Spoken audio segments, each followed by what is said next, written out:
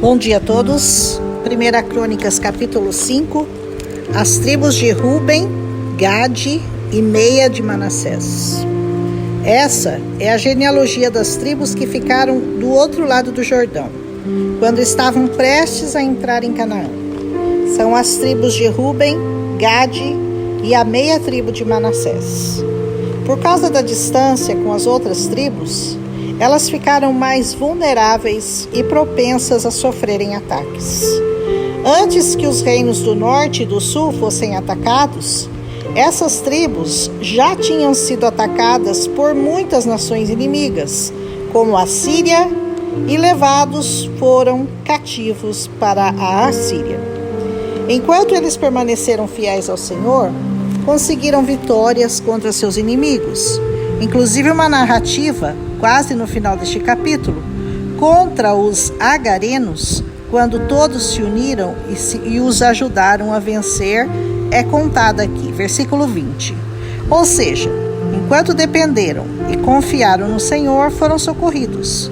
Mas, aos poucos, foram abandonando ao Senhor e se contaminando com os outros deuses dos lugares onde passaram a habitar, e foram destruídos pelos inimigos.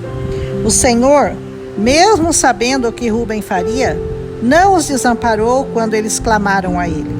Deus sabia muito bem que aquelas tribos transjordânicas, a quem ele fora fiel nas batalhas, lhes dariam as costas assim que se vissem em paz. Mas nem por isso os abandonou. A justiça de Deus difere muito da nossa, pois está ligada à sua misericórdia.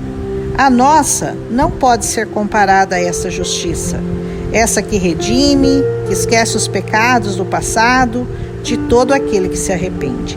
O pecado de Ruben o levou a perder o direito à primogenitura, que acabou por ser passada a José, filho de Israel, com Raquel. De Judá nasceria o príncipe da paz, conforme Isaías 9:6. Mas a atitude de José o fez maior que todos os seus irmãos, assim como vimos acontecer no capítulo anterior com Jabes.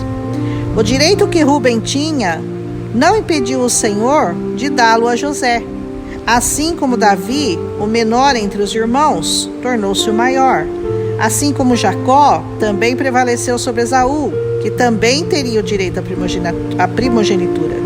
Ou seja, a ordem genealógica não concede privilégios a quem vem primeiro, mas sim ao que coloca Deus em primeiro lugar em sua vida.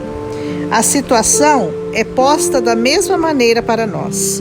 Temos o direito à primogenitura por meio de Cristo Jesus, se decidirmos servi-lo de todo o nosso espírito e em sinceridade de coração. Caso contrário, se o buscarmos só em tempos de aflição e o negligenciarmos em tempos de bonança, como fizeram as tribos de Ruben e Gade, não obteremos do Senhor a mesma proteção e o mesmo socorro na hora do julgamento. E isso vale principalmente àqueles que já o conheceram, serviram e depois o abandonaram.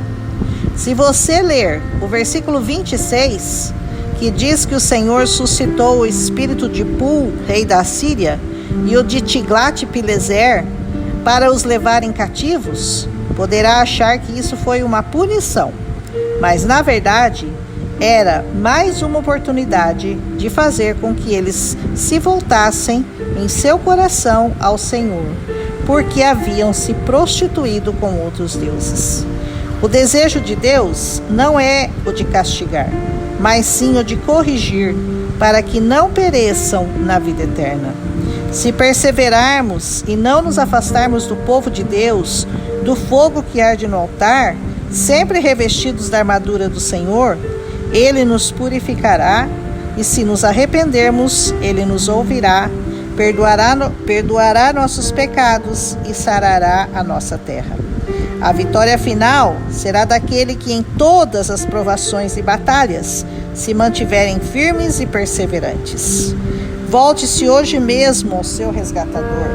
Volte-se ao Senhor que te criou e que te formou e que te amou e que te ajudará e te fortalecerá em tempo oportuno. Espada está na mão? Então, amém. Amanhã seguimos em frente. Um abraço em Cristo Jesus.